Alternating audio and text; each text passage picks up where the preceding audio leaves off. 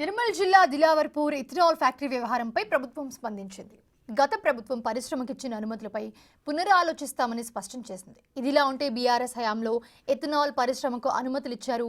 అయితే ఇథనాల్ పరిశ్రమ రద్దు చేయాలని గ్రామస్తులు ఆందోళన చేపట్టారు. నిన్న మధ్యాహ్నం ఆర్డీఓ రత్నకుమారిని నిర్బంధించి ఆమె కారును ధ్వంసం చేశారు.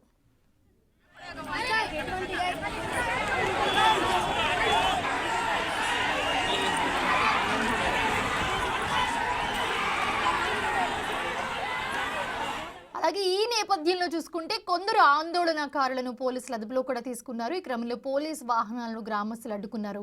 వారిని అరెస్టు చేయడంతో గ్రామస్తులు తీవ్ర ఆగ్రహం వ్యక్తం చేస్తూ రోడ్డుపైకి వచ్చి వాహనాలు వెనక్కి వెళ్లిపోవాలని నినాదాలు చేశారు.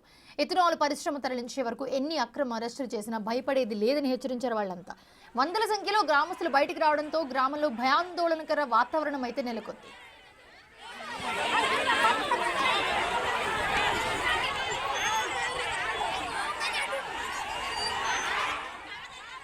పోలీసులపైకి ఆందోళనకారులు రాళ్లు రువ్వారు. డీఎస్పీ తమను కొట్టాడంటూ పురుగుల మందు డబ్బాలతో మహిళలు పోలీస్ స్టేషన్ ముందు ఆందోళన చేపట్టారు. ఈ క్రమంలో ప్రభుత్వం వెనక్కి తగ్గింది. ఇథనాల్ ఫ్యాక్టరీపై పునరాలోచిస్తామని ప్రకటించింది. గ్రామస్తులతో కలెక్టర్ అభిలాష చర్చలు జరిపారు.